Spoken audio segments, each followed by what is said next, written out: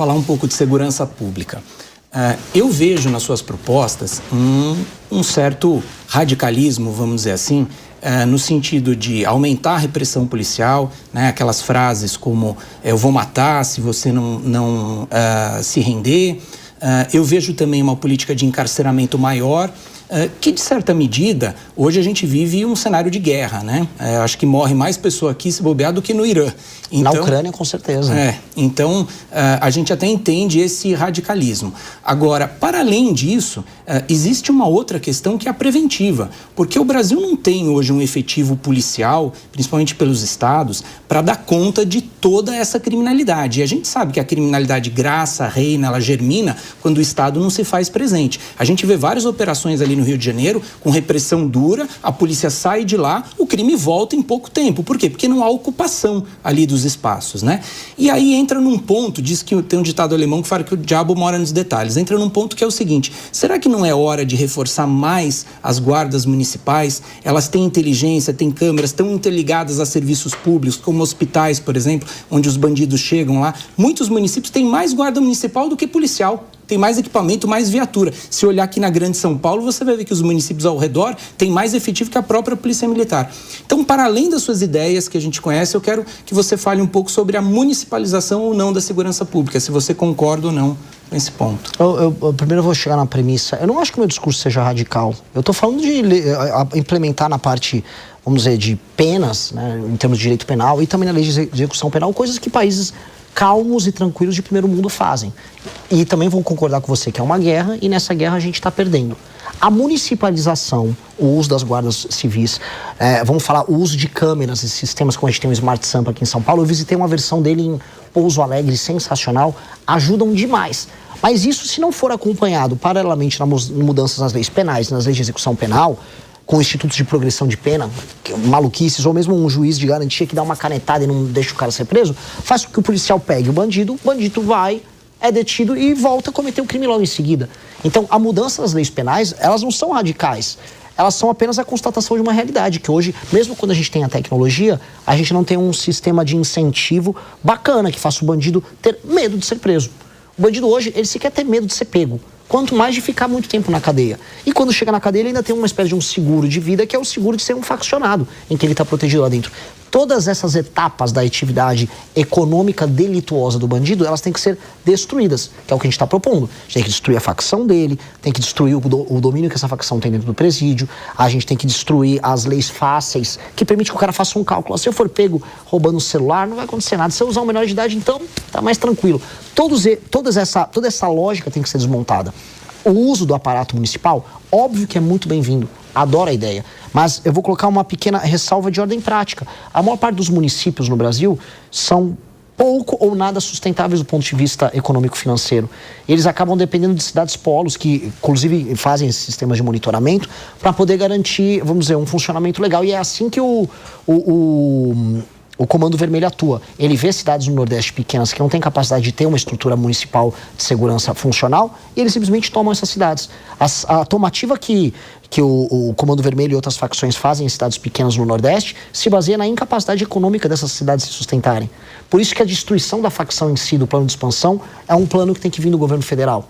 Então, concordo, acho bacana, mas isso passa de uma leitura holística da coisa. Entendendo que em alguns lugares nem vai ter municípios capazes de se sustentar para tocar isso. E o senhor defende a prisão perpétua?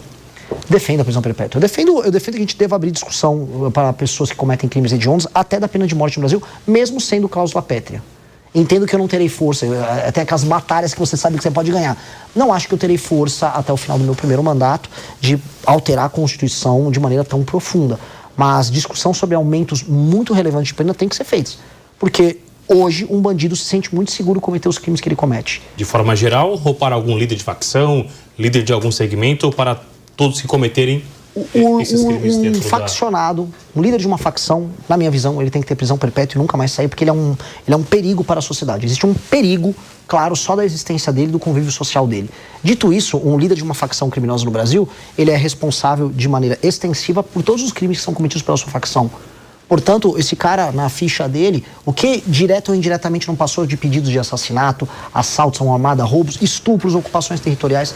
Então, essa pessoa não pode ser reintegrada à sociedade, nem haver qualquer discussão sobre tentativa de recuperação. Esse cara é um inimigo do Estado brasileiro. A destituição dele, ela tem que ser celebrada. Então, as leis têm que refletir esse ânimo da população brasileira em vencer uma guerra contra esse cara. Tudo quer complementar? Só um complemento rápido. Eu, como o Acácio, sabemos que esse tipo de proposta, quando mexe em cláusula pétrea, não pode ser feito nem por emenda constitucional. Sim. Eu não estou dizendo que eu sou contra ou a favor da pena de morte, mas eu digo que para isso é preciso refundar, é preciso de uma nova Constituição, é preciso de um processo revolucionário mais profundo para implementar essas ideias. Você está disposto a levar adiante uma ideia dessa envergadura, de reformular por inteiro, de nós temos uma nova Constituição? Porque muito das suas ideias vai passar inevitavelmente por isso. As ideias todas que eu trouxe aqui, tirando a parte da pena de morte, essa discussão que é importante, todas elas podem ser alteradas por PEC ou projeto de lei normal. Essa passa por uma reformulação da Constituição, se tem um processo originário ali de uma Constituição nova. E eu acho que o Brasil vai precisar ter uma discussão sobre a nova Constituição em algum momento, porque a Constituição atual, ela é impeditiva, ela é um impedimento para o crescimento do Brasil. É uma Constituição que foi construída num contexto diferente, que via um tipo de Brasil adaptado a um mundo diferente. Aquele mundo ao qual a Constituição foi construída caiu, ele não existe mais. O Brasil se tornou caro antes de ficar rico. E aí, hoje, a gente não consegue encarar problemas óbvios. Por exemplo, para fazer qualquer reforma econômica no Brasil, você tem que ter uma PEC, uma alteração na Constituição. Qualquer tema é constitucionalizado. E aí você tem como consequência disso um STF hiperpoderoso, porque se tudo é matéria constitucional e o Tribunal Constitucional é STF, o STF manda em tudo. E aí, é verdade. Então, a gente vai precisar ter essa discussão. Falando em viabilidade, em execução do meu governo, eu não creio que eu vou conseguir fazer isso no primeiro mandato. Até porque eu tenho outras reformas como a administrativa que a gente falou aqui, que serão prioridade, que elas vão mudar a lógica de funcionamento do Estado brasileiro, que é muito importante. Dito isso, um segundo mandato do Partido Missão, com certeza trataria essa discussão. Tem que botar essa discussão na mesa. A Constituição nossa hoje é um impeditivo para o nosso crescimento. André, por favor. Pré-candidato, mudando um pouquinho de assunto, voltando para a economia, o tema de empreendedorismo, o senhor citou que é empreendedor, né, empresário. Qual que é a agenda que o seu partido pretende mostrar para a população brasileira, para o empreendedor, para o trabalhador autônomo, para o entregador que o senhor citou em uma das suas falas? Hoje, quando você trabalha e produz, seja sendo um empreendedor, seja sendo um empreendedor individual, seja sendo um trabalhador, você é penalizado. O empreendedor é tratado como um bandido. A tributação é alta, a tributação é complicada, o dinheiro é caro, as regras são confusas. O empregado, ele tem a insegurança de saber se o emprego dele vai ou não vai existir. E o transporte que leva ele da casa até o trabalho é um transporte ruim. Ele também sabe que ele pode ser assaltado no meio do caminho. E a garantia de que o negócio que ele trabalha vai continuar existindo nos próximos anos é cada vez menor. Quando a gente coloca todas essas coisas na mesa, a gente vê que as pessoas que trabalham e produzem no Brasil estão inseguras, estão depressivas, estão, vamos dizer, com medo sobre o futuro. E esse medo, ele é percebido nas pesquisas. Pois bem, nós temos que ter uma agenda de competitividade que é uma agenda amiga de quem trabalha e produz. Então, a agenda de competitividade, ela tem que facilitar contratações e demissões. Ela tem que vir acompanhada, vamos dizer, de uma agenda de investimentos em infraestrutura que reduza custos, que vão de energia a combustível, a infraestrutura de transporte, leis que reduzam burocratização. O licenciamento ambiental que passou já é um avanço bem grande, que vai ajudar a abertura de novos negócios também.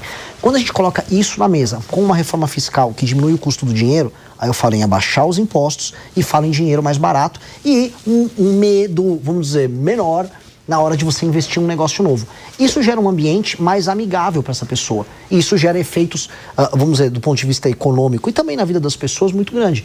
Então, essa é a agenda que eu quero colocar. Uma agenda que facilita a contratação, facilita a demissão, facilita abrir empresa, facilita fechar uma empresa.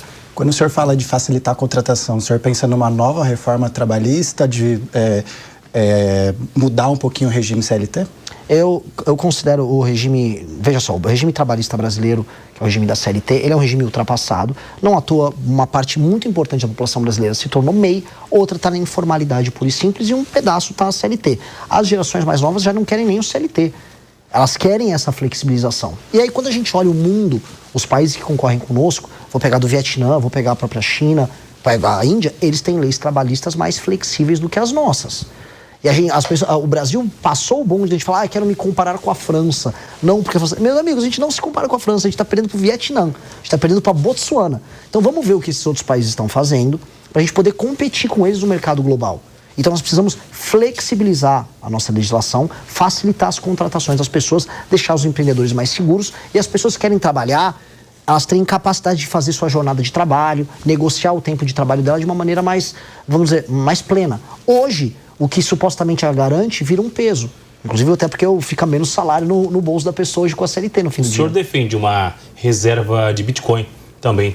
Como isso seria? Se ele alcançasse ali uma redução de valor, chegasse em 60%, como já aconteceu, como ficaria a economia? Como seria essa aplicação? Olha, o Bitcoin, quando você pega a curva dele de aumento, por mais que ele passe por oscilações, ele é como se fosse uma senoide em tendência de subida.